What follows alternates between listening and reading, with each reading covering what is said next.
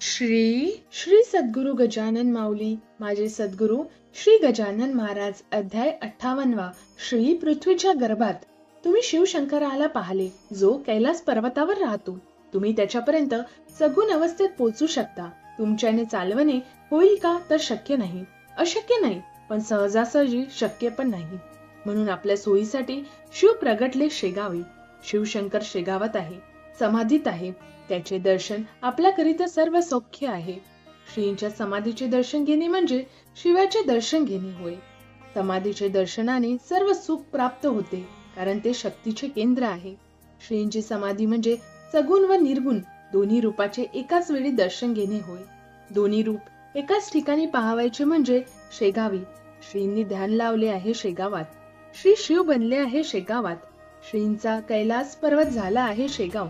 श्रींचे निसर्गरम्य ठिकाण झाले आहे शेगाव. शेगाव कैलास पर्वत झाले आहे भक्तासाठी, जिथे सर्वांना जाता येते, शिवाचे दर्शन घेता येते, नागाचे दर्शन घेता येते, नंदीचे दर्शन घेता येते, भक्ताचे दर्शन घेता येते. भक्ती जिथे दुमदुमत असते, भक्तीचा कळस जिथे पाहावयास मिळतो, मानवतेची शिकवण जिथे शिकायला मिळते, नामाचा ध्वनी जिथे ऐकायला मिळतो, दीपस्तंभ जिथे पाहायला मिळतो, कलाकुसरीचा नमुना जिथे आढळतो, सर्व संतांचे दर्शन जिथे होते, सर्व देव ज्या स्थानाला भेट देतात, ते ठिकाण म्हणजे शिवगाव, जिथे शंकरांनी वास्तव्य केले आहे, जे ठिकाण शिवामुळे पवित्र झाले आहे, जिथली माती शिवाच्या स्पर्शामुळे पवित्र झाली आहे, जिथले वातावरण पवित्र झाले आहे, जिथून डमरू वाजत आहे, जिथून मुद्रुंगाचा आवाज नभात पसरत आहे, जिथून जय जय राम कृष्ण हरीचा जप विश्वात गुंजत आहे, जिथे पांडुरंग उभा आहे, जिथे राम लक्ष्मण व सीता मातेनी वास्तव्य केले आहे, जिथून ब्रह्माचे वाटप केले जात आहे, असे गाव शेगाव आहे. जिथे श्री ध्यानात आहे, श्री ध्यानस्थ आहे, श्री समाधीत आहे व नंदी डोलत आहे आणि भक्त जय जयकार करीत आहे. बोला श्री सद्गुरु गजानन महाराज की जय. श्रींचे प्रगटीकरण शिवगाव व श्री समाधीत गेले ते स्थान देखील शिवगाव, जिथून निर्गुणातून सगुण रूपात प्रगटले व सगुण रूपातून निर्गुण रूपात गेले ते स्थान शेगाव. श्री ध्यानस्थ झाले शिवगावात, त्यामुळे कैलास पर्वताचे रूप आले शेगावला. श्रींचा समाधी सोहळा पाहाला बंकटलालांनी. त्या भक्ताचे अश्रू पडले शेगावात. त्या अश्रूचे रूपांतर तिथली एक एक जागा दाखविते. श्रींचे वास्तव्य प्रत्येक ठिकाण सांगत आहे श्रींचे महात्म्य. समाधी स्थळ हा सर्व महात्म्याचा कळस आहे. ती जागा बिंदू झाली आहे. तेजाचे मूळ ठिकाण झाले आहे. ते भक्ताचे मातृपीठ झाले आहे. समाधी स्थळ कसे आहे तर समाधी स्थळ पृथ्वीच्या गर्भात आहे. श्री पृथ्वीच्या गर्भात असल्यामुळे सर्व पृथ्वीवर श्रींचा संबंध तसाच जुळला आहे. पृथ्वीच्या सर्व नाड्या श्रीपाशी केंद्रित झाल्या आहेत. सर्व संचालन श्री समाधीतून करीत आहे.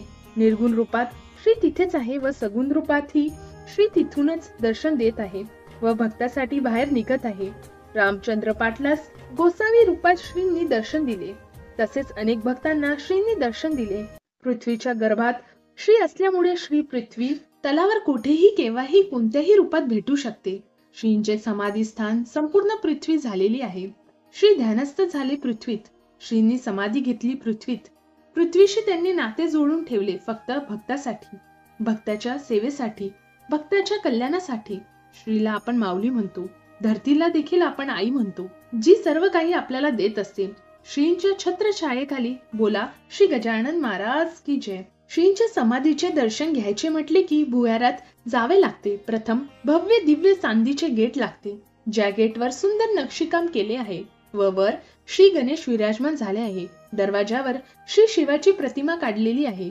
प्रथम दर्शन श्री गणेशाचे घ्यावयाचे आहे, ज्याला सर्व देवताचे आशीर्वाद प्राप्त आहे. श्रींनी देखील गणेशाची पूजा केली आहे. समाधी घ्यायच्या अगोदर गणपतीचे पूजन केले, आरती केली, प्रसाद घेतला. पार्थिव गणपतीचे जसे विसर्जन करतात तसे आपल्या देहाचे विसर्जन केले. गणेशाला स्मरून श्रींनी स्थान दिले गणेशाला. श्रींनी मान दिला गणेशाला. म्हणून आपण देखील दर्शन घ्यायचे गणेशाचे. प्रथम पूजन करायचे गणेशाचे. गणेशाची पूजा केल्यानंतर प्रवेश करायचा पृथ्वीच्या गर्भात. एक एक पायरी उतरत गजानन महाराजांच्या जय जयकारात श्री जवळ पोचायचे. श्रींची मूर्ती अतिशय सुंदर आहे. पांढरी शुभ्र तेजस्वी जिवंत मूर्ती श्रींची आहे. त्यावर वाहलेले फूल, मूर्तीची केलेली सजावट आपले मन मोहून घेते. रोज सकाळी मूर्तीला अभिषेक चालू असतो. श्रींची अंघोळ चालू असते.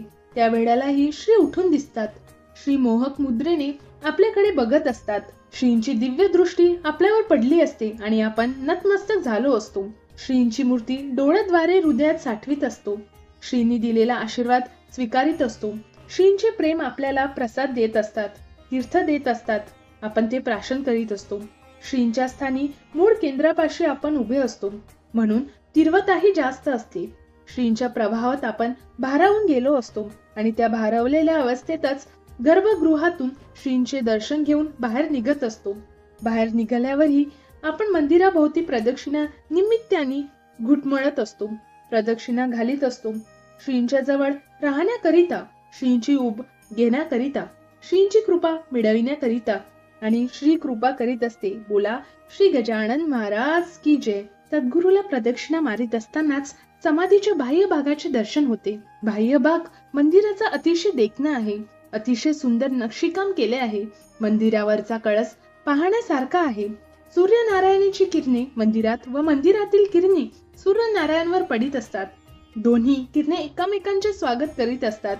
दोघेही एकमेकांना तेज देत असतात. त्याचे प्रकाशने त्याचे मिलन भक्तासाठी उभदायक असते. भक्त त्यात न्याहून निघत असतो. श्रींचे नामस्मरण करीत असतो व भास्कर लखलखत असतो, गुणगुणत असतो. गण गण गणात बोलते. बोला श्री गजानन महाराज की जय.